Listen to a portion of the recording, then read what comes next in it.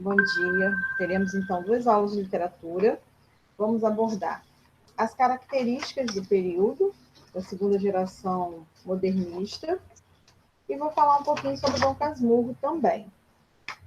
Tá? Por quê? Dom Casmurro, eu pedi uma resenha crítica, eu já vi que já me enviaram.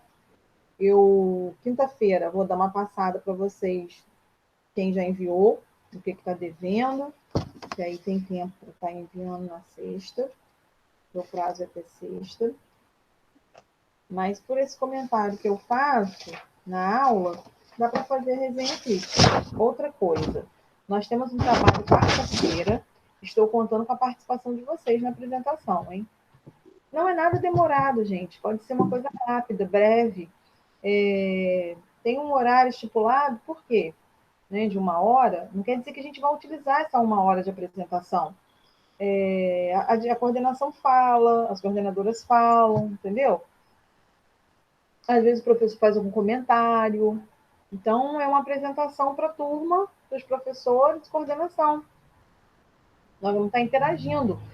Mostrar como está esse momento de pandemia, né? Eu não sei qual foi a ideia que Emanuele e Gabriel passou para vocês, mas eu acredito que foi uma questão de um vídeo, né? A gente vai apresentar um vídeo. Isso, então, a respeito desse período. Então, tá ok. Porque será no dia... amanhã, né? E não é nada demorado, não. Nada fora do normal. É um bate-papo, tá? A respeito. Porque eu tô pegando meu material aqui.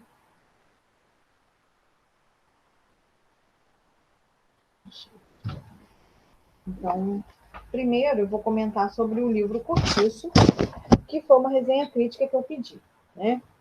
Essa resenha crítica eu mandei uma videoaula para vocês, abordando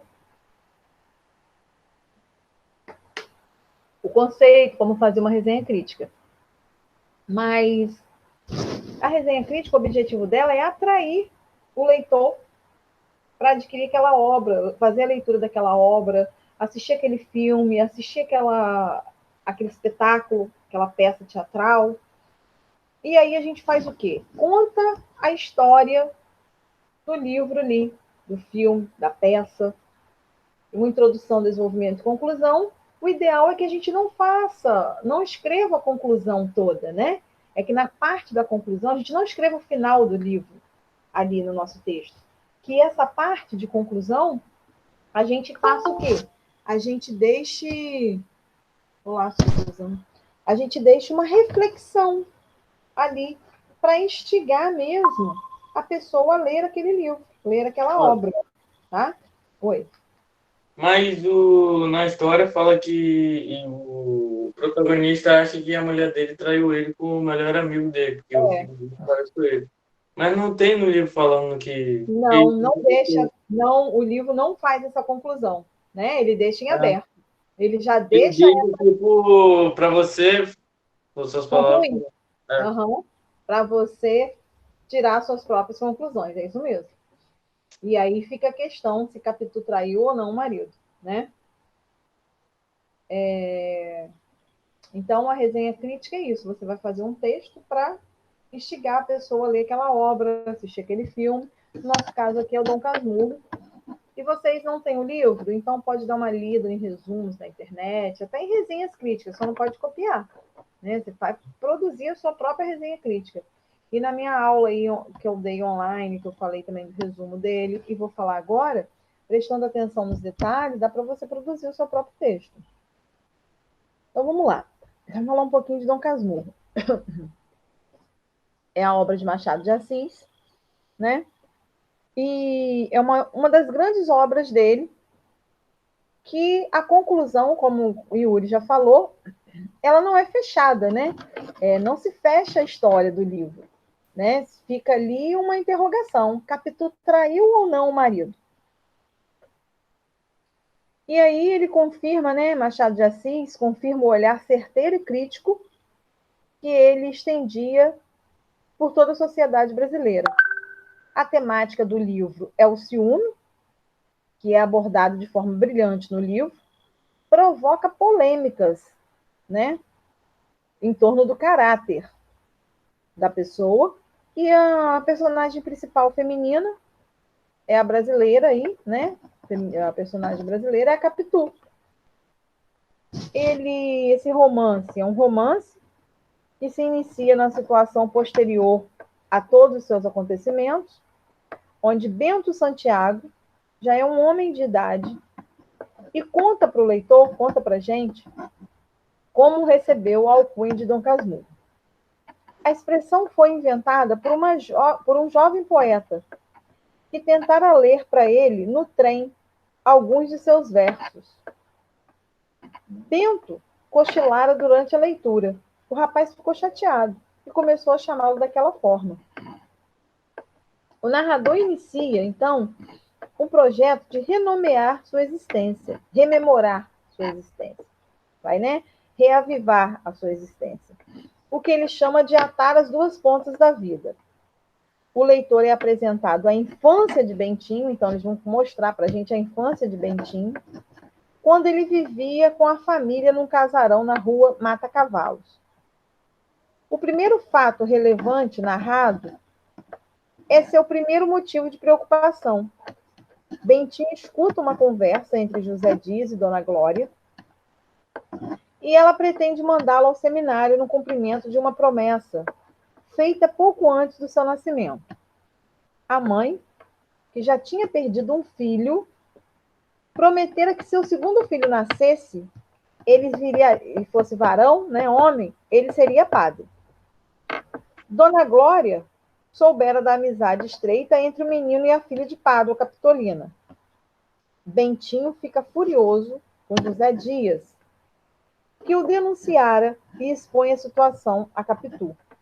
A menina ouve tudo com atenção e começa a arquitetar uma maneira de Bentinho escapar do seminário. Mas todos os planos fracassam. O garoto segue para o seminário, mas antes de partir, dá um beijo em Capitu. A promessa é que se casaria com ela.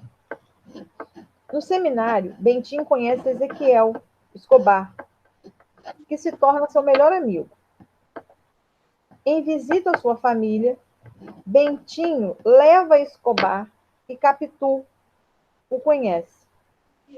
Enquanto Bentinho estuda para se tornar padre, Capitu estreita as relações com Dona Glória, que passa a ver com bons olhos a relação do filho com a garota. Ela é esperta, né? Dona Glória ainda não sabe como resolver o problema dessa promessa e pensa até em consultar o Papa, né? Que ela prometeu que o filho dela ia ser padre. Aí ela não sabe como que ela vai resolver a situação. E aí, como que ficou a situação aí? Escobar, que vai encontrar a solução. A mãe, em desespero, promete a Deus um sacerdote que não precisava necessariamente ser Bentinho. Por isso, no lugar dele, um escravo é enviado para o seminário e ordena-se padre.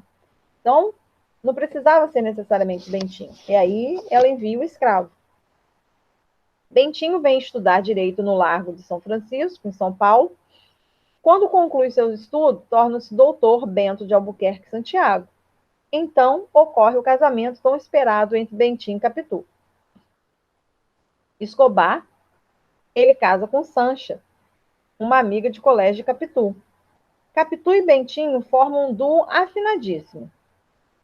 Essa felicidade começa a ser ameaçada com a demora de Capitu e Bentinho ter um filho. Escobar e Sancha não tiveram essa dificuldade. Eles têm logo uma menina, e chama de Capitolina. Depois de alguns anos, Capitu, ela tem um filho.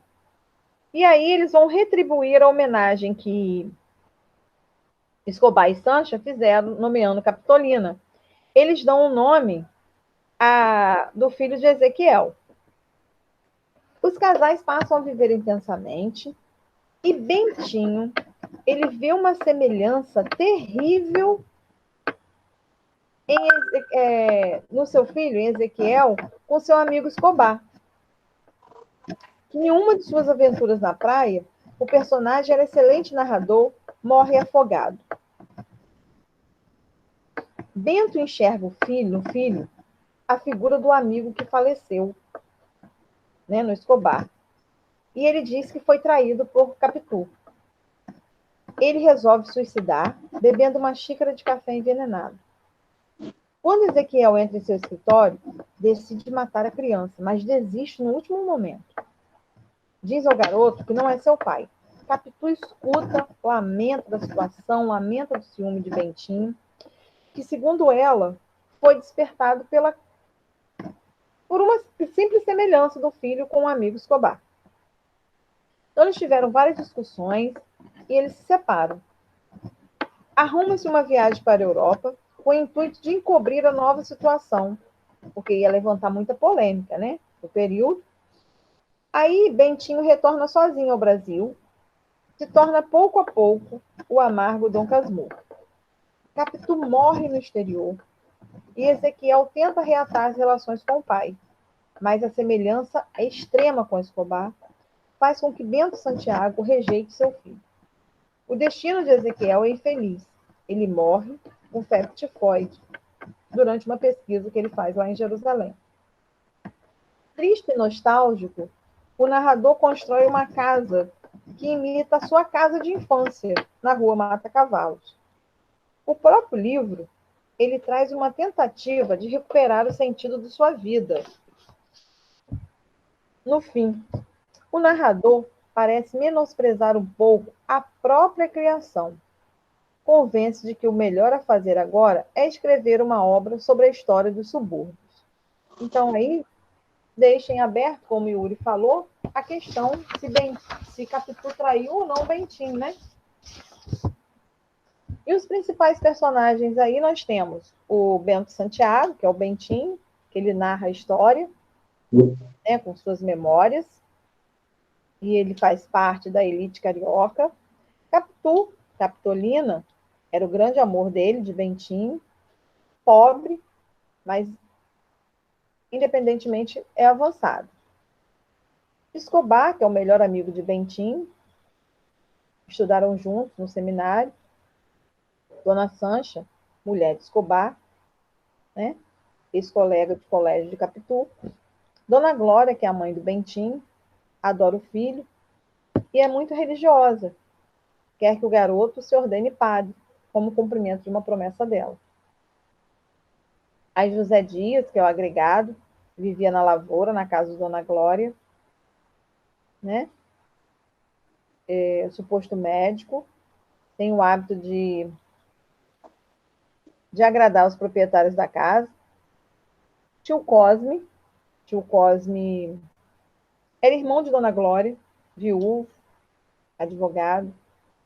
A prima Justina, prima de Dona Glória, que não tinha papas na língua, né? Travas na língua.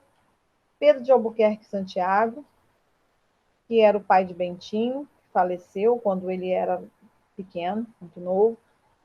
Senhor Padre e Dona Fortunata, que eram os pais de Capitu,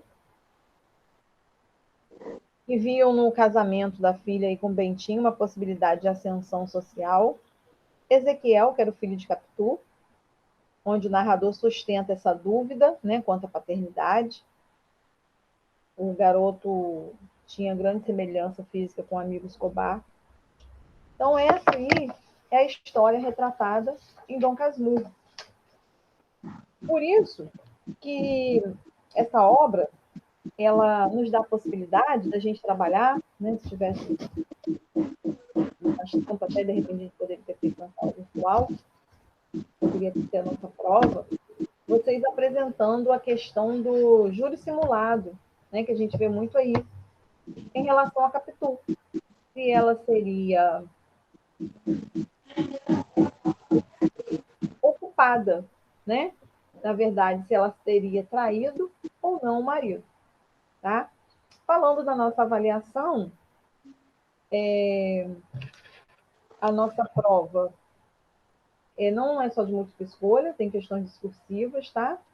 Eu retrato ali características da segunda geração modernista com a realidade social, né, com a nossa realidade, mas não está difícil, está tranquilo para fazer.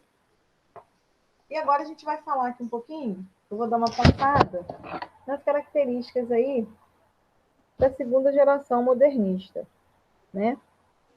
E esse modernismo aí surgiu para buscar o novo, né? Uma liberdade de forma e conteúdo, uma linguagem mais perto do nosso dia a dia.